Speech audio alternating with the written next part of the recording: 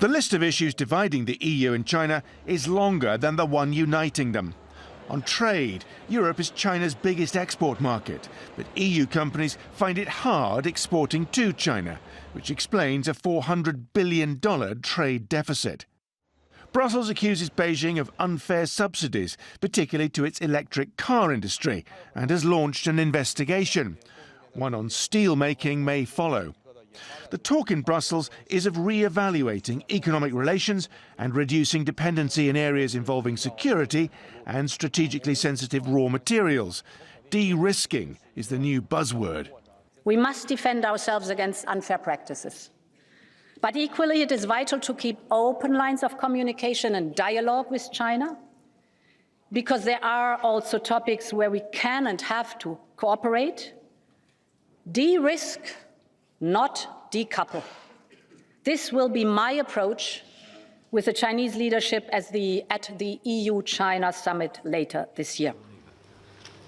From the Chinese Foreign Ministry this week, there was little hint of the growing tensions.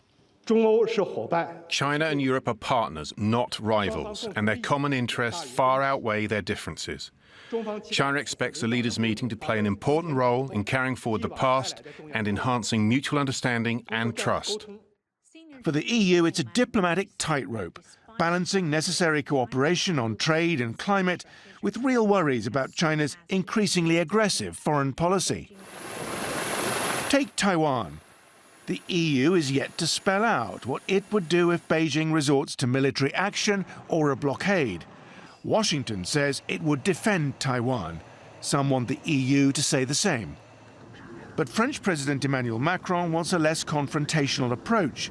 After a trip in April, he warned against Europe being dragged into other countries' confrontations.